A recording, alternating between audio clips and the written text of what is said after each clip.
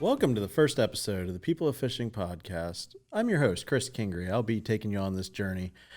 This is something I've been wanting to do for a long time, is really get a podcast together that shows a lot of the people that I've met over the years that I really think are interesting, whether they're club fishermen, tournament fishermen, pros on the Elite Series even, or the pro circuit these days.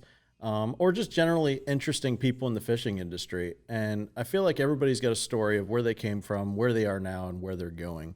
And one thing that I really want to do is highlight what those people have brought to the industry and what they've gotten out of the industry for a lot of people that really don't know the ins and outs of the fishing industry. So my first guest is a very good friend of mine, Hunter Bland. He has been somebody that I've traveled with on the Bassmaster Eastern Opens over the last couple of years. And somebody that actually has helped me along the way with understanding a couple things that he found out early in life.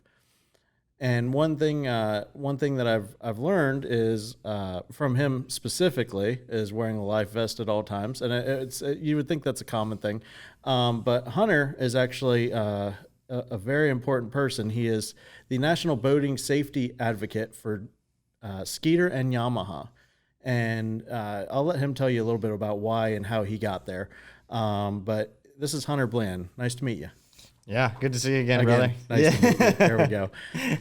So for the first podcast, I want to bring you in, and I think it's great because you're close by, you're local, you're right here, and less than an hour away. Right. And you're an avid shopper of 44 tackles, so you're always by here. And we've got our new plush studio here at 44 Tackle to try this out.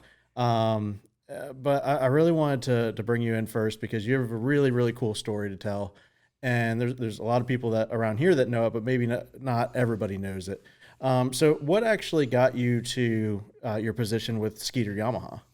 So I really started out, I played baseball for a while, got a hamstring injury, went on to play and fish for the University of Florida, ended up becoming their president of their team not too long into that. But I was actually the driver in the UF Bass Team boating accident that has been viewed quite a few times by now. Wow. He was the guy that did the 360 in the bass boat on that tournament.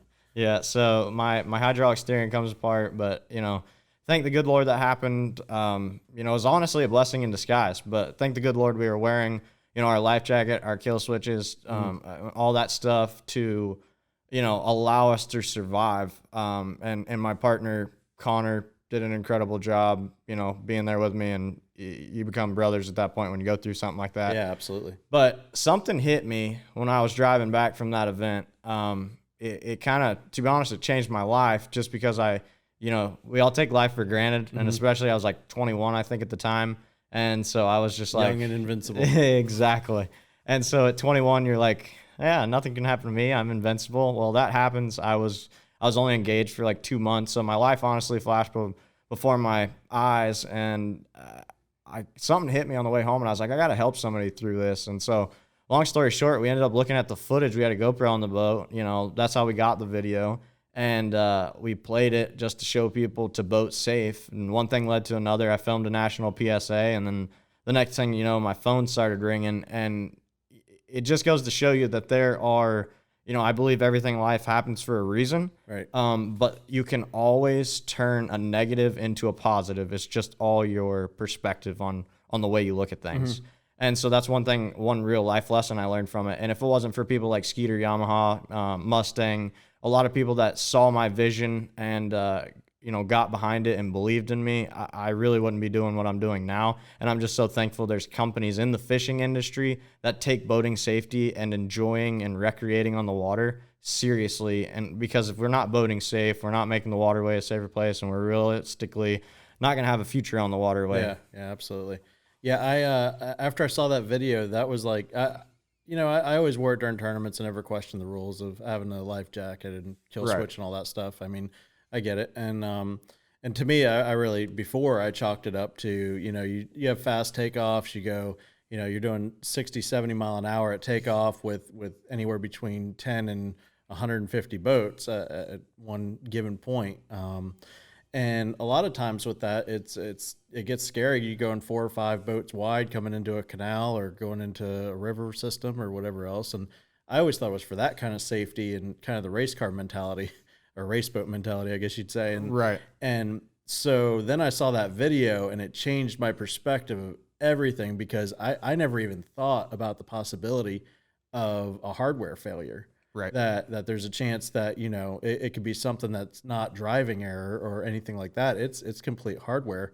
Or let's say there's a floating log, or there's endless things that could happen. So literally the day after I saw that video, I decided that, it was just, I got in my boat for practice for a tournament, and next thing I know, like, I'm like, I should put my life vest on, make sure my kill switch is on. And now it's like putting my seatbelt on in my truck. It's just, automatic now. Right. That I keep my life vest in my truck. So if I, sometimes with life vests, I mean, I've had them, go off in the compartments from the humidity and things like that with different models that I've had over the years. And so that it keeps it from doing that. But at the same time, I've thought along the way of, that's another way that if I'm going fishing with somebody else and don't have my boat, and they don't have that for me, I've still got it with me. Exactly. So that's something I've taken into account. And your video is the one to think about that. And I'll include a link with that on my website, as well as on the YouTube video that we're putting this on as well.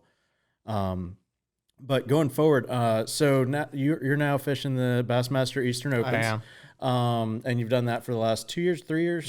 This is the third year. Third year. Okay. And so with that, what have you experienced over the years that, in fishing, that is different between college fishing and, fishing at a qualifying league for a pro circuit? A lot of things. I should say the Elite Series. Sorry.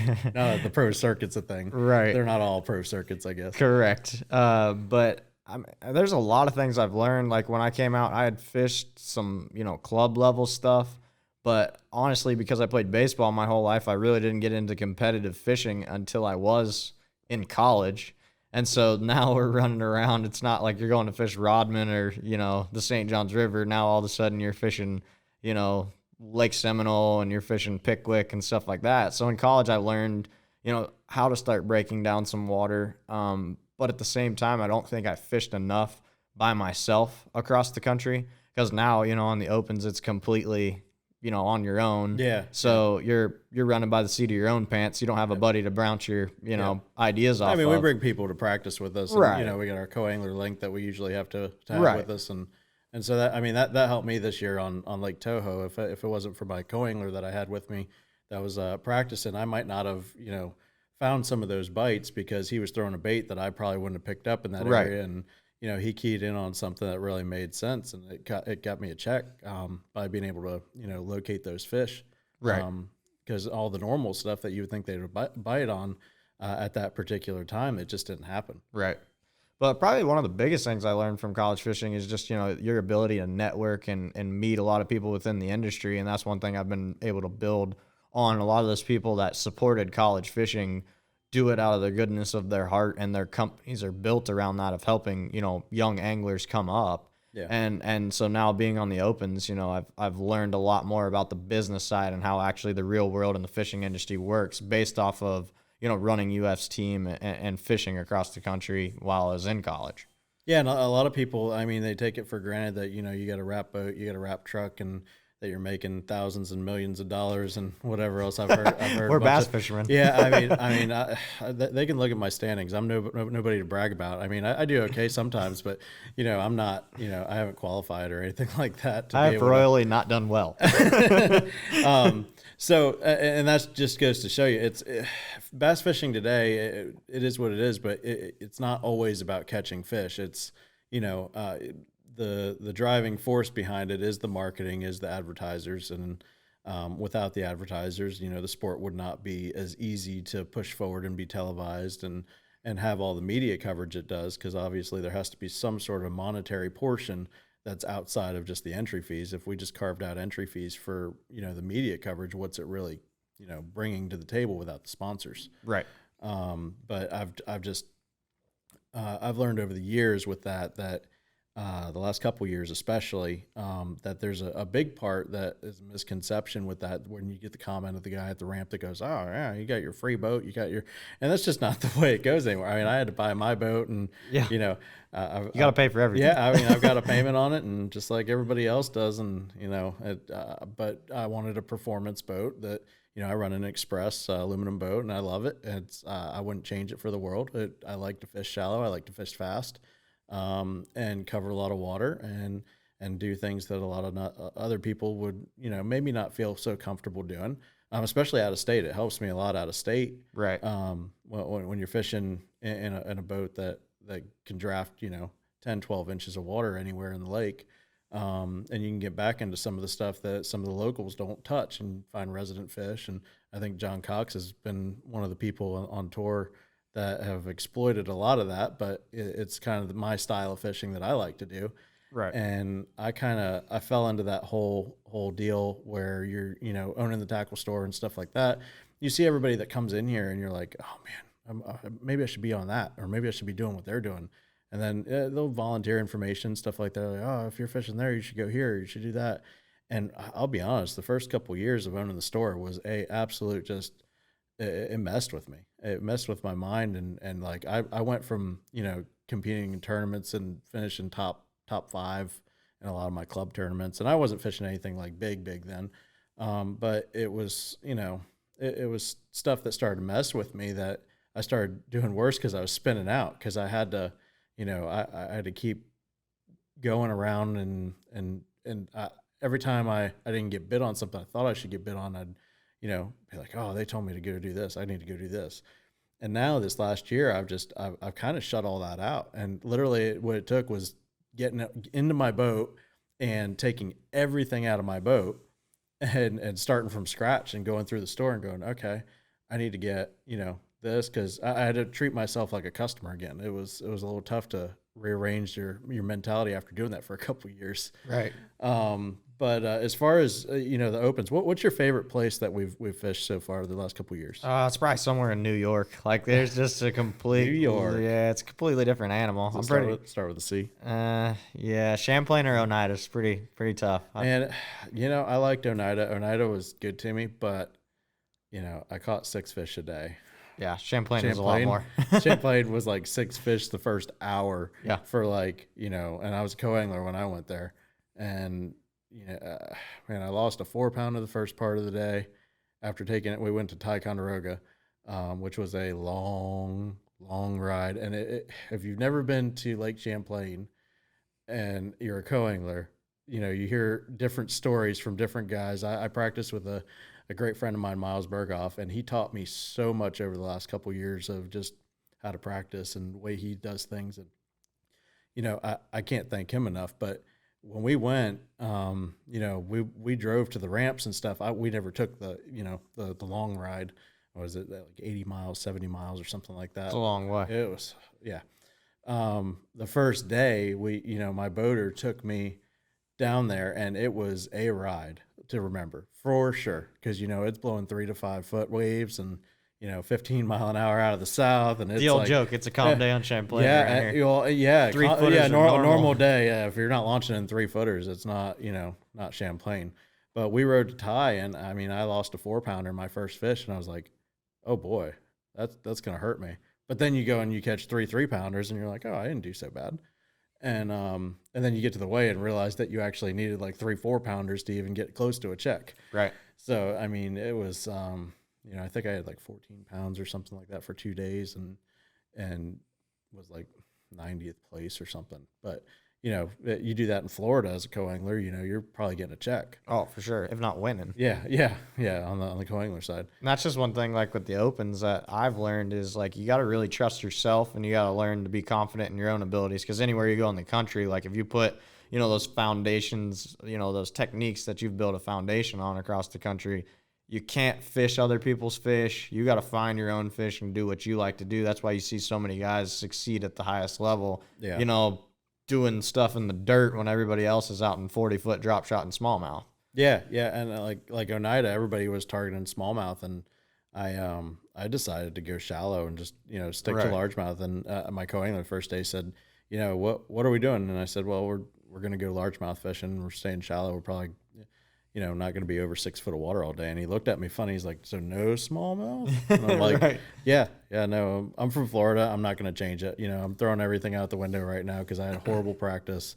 And I'm just going to, I'm going to go out and fish. And that was like a big eye opener because I had 3 rods on the deck of my boat, and it turned out good. Right. I was hoping we were going to get to go again, but it just didn't pan out with this COVID-19 stuff. And I feel like I hope Bass makes the decision to, give us another venue that's going to be fun to fish. For sure. It this time of year it's tough because like almost every lake's going to be a grind that we go to. Right. So I'd kind of hope we go to like Lake Norman or Smith Lake or Chickamauga or something like that. It'd be cool to get on a lake that you catch a bunch of fish a day, and not have to grind it out for 5 or 10 bites. Or At least if I'm getting bit, I'm not spinning myself out too bad. You go to a spotted bass lake and catch 20, 30 fish a day. I'm fine with that. Yeah, I'd rather that as well.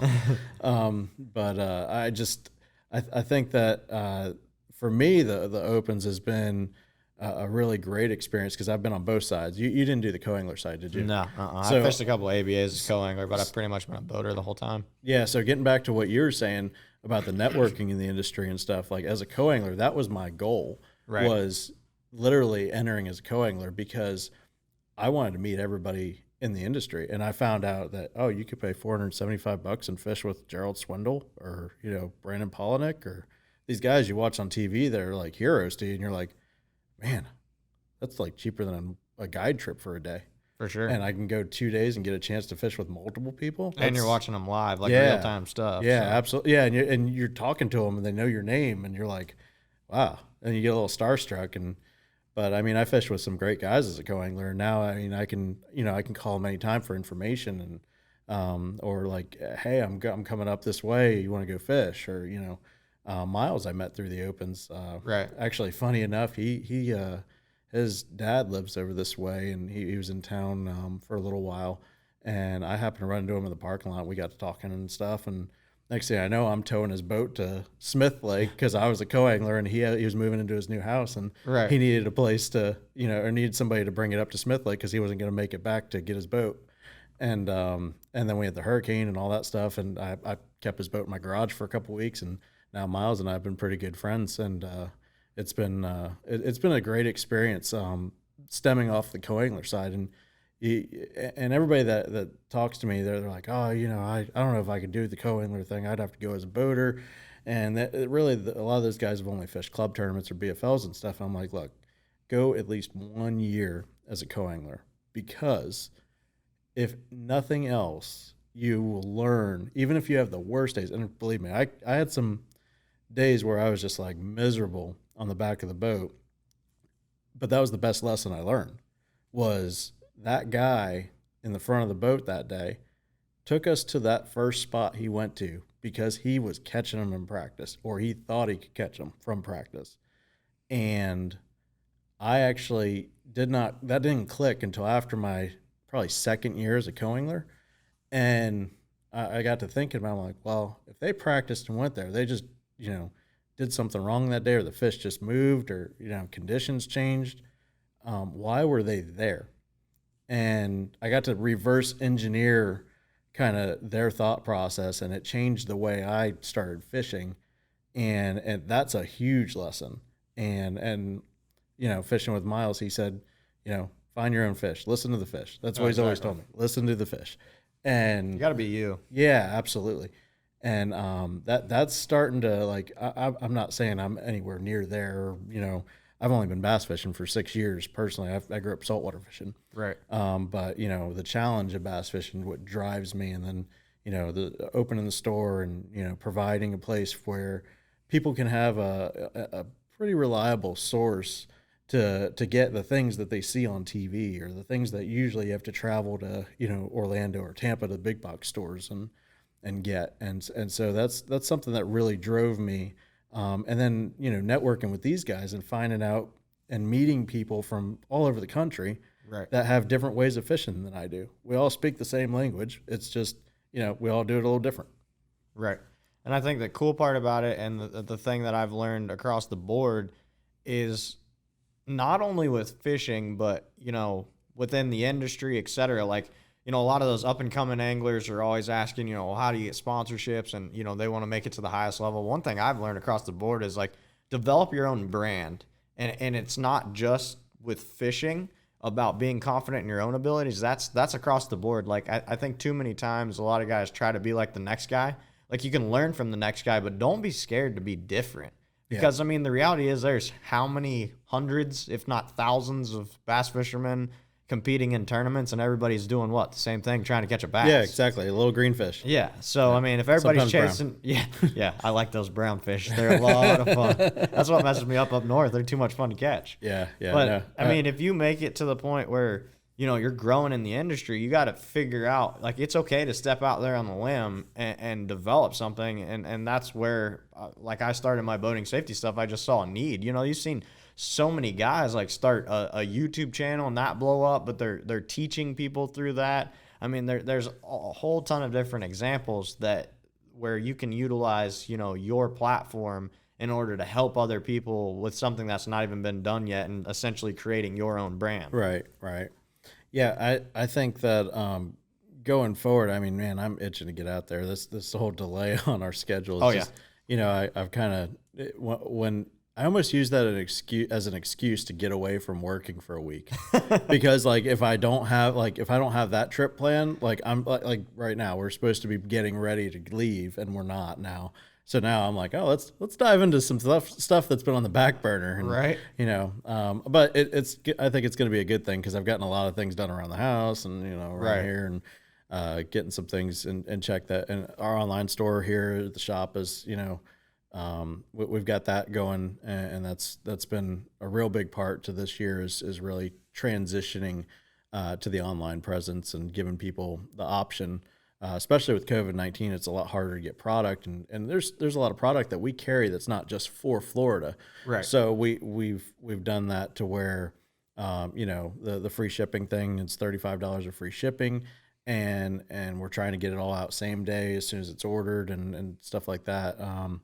And so we're really working to perfect that process and become, you know, a supplier for the Southeast, and really. We've done a good job in Florida, I think. I think there's a lot of people that know about us, but I think we can do better. And so I'm excited to start this whole podcast that we're doing here, and having you on here is a great option. We just brought the Mustang Life Vests and the gloves and stuff like that. And which one do you use? Which I use an Elite 28. I actually, when I had my accident, the thing that I really learned from that was I actually had a manual on in my accident because I mean that goes so I used back to wear a lot of those too. I used to wear the manual because I'm like, oh no, I gotta wear a life vest. And I always thought, I'm like, well, I mean, it's inflatable, it looks cool, it's lighter. You know, I'm from Florida. I'm always used to being hot and fishing in the summertime. It's freaking 100 degrees. So I was like, man, I'll get a manual. And to be honest, when I bought it, I didn't necessarily pay attention. I was just uninformed at that point. Mm-hmm. And so that's one thing I've tried to do better is inform people, because I know I was in that same situation. But when I had my accident, Connor, my partner, pulled my cord. Man, that's quick thinking. Yeah. And I mean, it's unreal what he was able to do, and he saved my life because of it. But I mean, since then, I've spent a ton of time researching life jackets. Mustang had me up and we shot some video. I got to see their testing facility in Canada and go through how many times each inflatable is tested. And a lot of people think, you know, like, hey, it might not, you know, go off. And that's always the fear I hear. Yeah. And the reality is I trust an Elite 28 because I see how many out of 100 they actually test. Like, there's rigorous tests. It's not like you throw it in a dunk tank and it's got to go off. Yeah. It's got to sit there for hours on hours and not even leak in order for it to pass the test in quality control. So they do an incredible job of testing that product. But, you know, it's like anything else, any other manufactured product or anything. Just put what you feel is the best and you're the most confident in on you, and be confident that if something happens, you're 110% prepared. So I wear an Elite 28 because it actually has 1.5 times the amount of buoyancy than foam. Right. So that gives, if I ever get in another survival situation, I know that my head's above water. It's going to upright me things like that. I'm just increasing my chances of survival. I pray that never happens ever again. Yeah, but I've absolutely. been there and done that, and I ain't going back. I don't think I ever want to be in those shoes for sure. So what's the difference between the two automatics that Mustang carries? It's basically the way that they go off. One is basically like for lack of better words, a foam. So if you spill a water bottle on it, it's gonna go off. What about in the rain, or is that mostly protected by like? That one's going to go off pretty much in hard rain because even in humidity, that's going to go off. That's your lower price pointed automatic, and your hydrostatic is water pressure. Yeah, with mine, I've always been afraid of that. It's never gone off in the rain. Right. The thing that I've always been afraid of with it is that it would do that, and so I've always like I either throw it in a compartment or while I'm fishing in the rain. Well, see, that's the beauty of a hydrostatic because you can stand in the pouring down rain; it'll never go off the minute you jump in. And that's the one I have now. Good. Previous models, not a Mustang, but other brands that I've had have gone off and humid conditions and things like that, or leaving it in a rain puddle or on accident, things like that. So right. But I've been real happy with it. It's super lightweight and it's been real good for me the last couple of years. Actually, I got it when we went to Champlain because I was afraid I was going to have to wear that thing all day long. Right. And then go to, because you never know what you're getting into there. And the one I had before was really heavy and cumbersome, and I didn't really like, reeling my rod or reeling my rod casting and things like that, pulling fish in. It was just very uncomfortable. And so I on the way up there, I actually stopped at a Bass Pro on the way up and picked it up, and I'm happy I did because I've had it for since Champlain 2-3 years ago, right? And it's been great to me ever since. I mean, I haven't had to use it, but right. It hasn't gone off on me, and it's been well worth the investment. That's why I think hydrostatics are cool though, because like places like Champlain and up north, like that stuff gets rough very quick, so you can wear it all day. And I've gotten in the habit of wearing it all the time because I'm on the boat by myself a lot of times, and it's just it's one of those things. If something happens, and you're prepared at that point. Well, it's like some of the sayings that are out there. I mean, when I had a motorcycle when I was younger, and when I bought my first motorcycle, I was like, oh man, I need to get a helmet, jacket, and stuff like that. Just be safe. And the guy that he was a really good salesman, but it really hit home what he said. And when I was buying my helmet, I'm like, oh well, I don't know if I really need a $300 helmet. And so I was looking at it, I was like, yeah, this one for, $120, that'd probably be all right.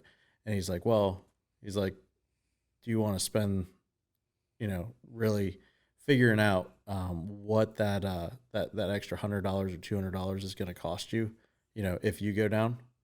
And I said, what do you mean? He's like, well, this is like the most important part of you going down on a bike or, an accident or something like that. Wouldn't you want the one that is better equipped to deal with the higher impact and it's lighter weight and all the other good things about it? I was like, yeah, I guess so. Right. And I did that. So now it's like, in thinking about the Life Vest thing, it's the same scenario. It's like, I'm going to buy this thing. I'm going to use it for a while. And if it needs to save my life, that was money well spent. It's like what is it? They call it My Spot. It's the GPS thing. I had that when I fished offshore all the time. It's a satellite messenger, and you pay $99 a year for the service. It's like $160 for the actual unit, and you can message. Like when we'd go out, you don't have cell phone service. Once you hit like 15 miles offshore, and we would go 80 to 100 miles offshore, and we're I'd have my wife and whoever else at home wondering when we're coming home and if everything's okay, and so. I got that, and we'd be on the way home, and I had a pre-recorded message that said, "Hey, I'm on my way home," just so that nobody had to worry. Or I could set a ping up that it sent a message out every hour or something to let everybody know I was okay or where I was, and it tracks all that. And so that was just for $100 a year. I mean, you're gonna put a price on your life. Yeah, exactly. It's like you see so many people spend so much more money. Like I would rather spend, $100 less on my fishing tackle this week and put it into my life jacket, and then I can spend $100, eventually more on fishing tackle, but you can't put a price tag on your life. So you might as well spend that money up front and that enables you to continue to keep fishing if something were to happen. Yeah, absolutely. So, what's your favorite thing about running a Skeeter? And now, I will tell you, I've ridden in a lot of different boats, and I have my different opinions of each. Now, I do like my Express a lot, Right. but in different situations, different boats have different things. What's your favorite part about the Skeeter? I ran the FX for 2 years and I loved it, but they knocked it out of the park with the FXR. Like I love the stability of That the thing ride. looks sweet. It's pretty awesome. That looks like a rocket ship. It does, and they put dang new seats in it. It makes it Yeah. look like a Corvette now. It's got like grab handles and stuff. So what I really like is the stability of the ride. Like after my accident, I am not a guy that loves any sort of chine walking. Like it's my FXR right now run like 73, 74, and that's like that's fast enough for me. But it's Yeah. 110%, stable at 73, 74 miles an hour. Like I don't condone it, but you can take your hands off the wheel at 73, 74. And, that rough water ride and big waves, it allows it to displace a lot more water and the comfort of the ride. And I'm a guy that needs something stable after what I've been through. So, Yeah, absolutely. So from the stability and then the turning radius, like you see a lot of guys, they'll blow out when they're running corners and they'll hop. I've seen the tests where they take them, they're going 60 mile an hour and cut the wheel on them and Right. basically do a 180 in their own wake. And it's like, that's not to be tried at home. yeah, no kidding. I've seen the test. And I'm like, oh my goodness, that's That's just impressive. how that boat turns. It's built that way, and it's built with sponsons, which nobody else really on the market has sponsons in their boat. So Right. it enables the boat to turn a lot different than anywhere else. But for me, from what I've been through, it's the overall stability. I feel the safest I possibly can on the water in that boat. Absolutely, absolutely. Man, it's been absolutely crazy of a year, but I hope we can finally get to fishing and stuff like that. I'm looking forward to the future here with 44 tackle and For sure. and trying to really get this thing going and get the word out to the Southeast. But at the same time, I mean, I'm looking forward to get fishing again more than anything. Me too. I know I've been spending a lot more extra money on tackle because I'm just stockpiling it, ready to go already. Yeah, fishing Lake Panisofsky a little bit more there. Just a little bit. Caught a couple good ones over there. For sure. Anybody should go check out Hunter's Instagram. He's been whacking them over there on Panisofsky. Not as good as everybody else, but I mean, and that's not even a bad thing. Like you go up Lake Panisofsky right now, you go over there, and if you don't have 20 pounds, you're not even cutting a check. No, it's me and my buddy Ron ridiculous. caught like 19 and change, Yeah. almost 20, and it's like, thank you. Walk have up, a you're good like, day. yeah, we did something. They're like, oh, well, you don't even get a participation trophy. No, Sorry. Not when other local guys catch 34. Yeah, I mean, it's just hard to compete with we that. had a tournament there. We caught 25 pounds and got third place. Yeah, That is insane. Thank you. That Have a good place day. is on fire, though. that's right. It's a lot of fun to play around with. Offshore grass bite's addicting. Yeah, ever since fishing out of state, I really do feel a lot less inclined to beat the bank as much as I used to. Like my ticket's usually a horny toad and a Senko, Right. or a speedworm, and that's my bread and butter in Florida. And then I'll get my limit, and then I'll go flip the rest of the day, and just hope to get a couple good big bites. And I know that's not always the right way to do it, but it works for me. But Lake Pan, I mean, I get stuck into just staying out there, whacking on fish because you don't even have to really waypoint as much out there.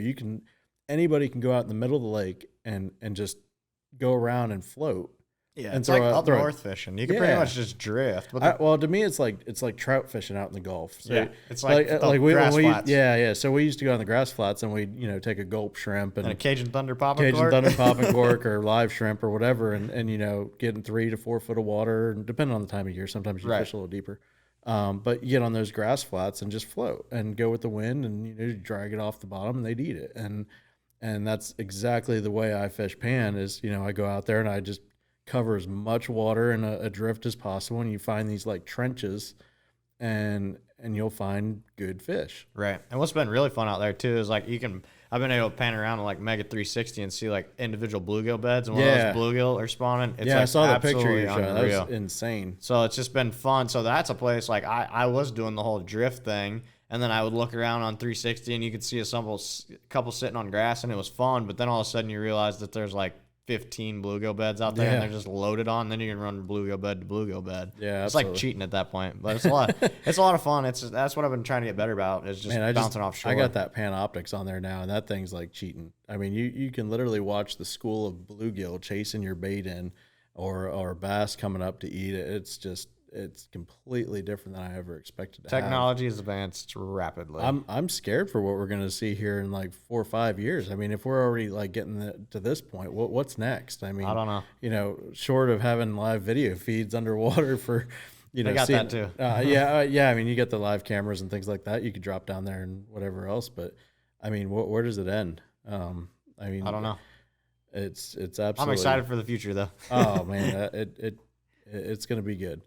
We just with everything going crazy now. I mean, I think I'm gonna have to start traveling around to some like local tournaments here and just feel what it's like to be in a tournament again. Yeah, I know it's been unreal, but I'm ready to get back traveling for sure. Yeah, absolutely. So let's say if we had a choice, what would be your pick for the next Open? What replaces it? We know that we're going somewhere else than Oneida right now. That's a tough one. Where would you want to go? Where would I want to go? Somewhere like Mille Lacs or something. Oh my goodness, that like would some be, smallmouth. Like I'm a Florida boy, but when I can like throw like 10-pound tests and just catch a smallmouth, it's so much fun. Yeah, So I'm down for a smallmouth derby. I haven't caught a smallmouth since last year, and I think I'm about due. And I want to go to a place where we're catching 20 and 30 fish a day. Yeah.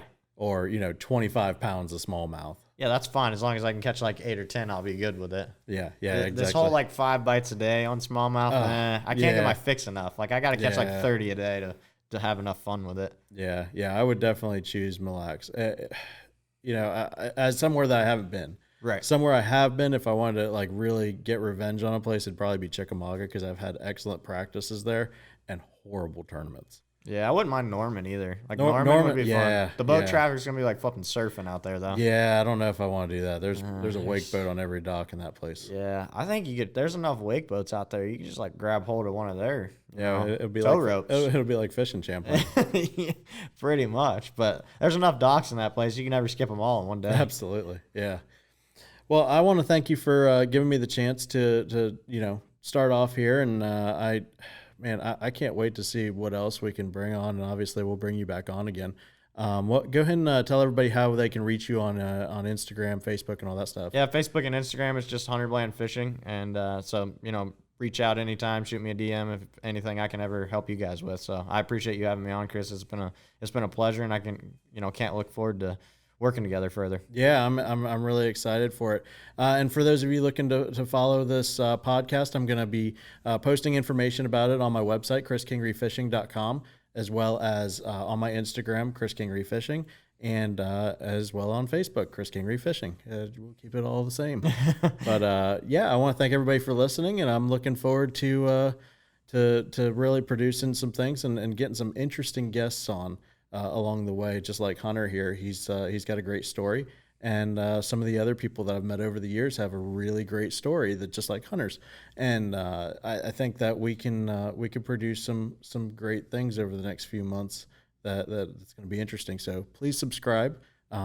Subscribe to my YouTube channel as well, Chris Kingree Fishing, and we'll see you next time.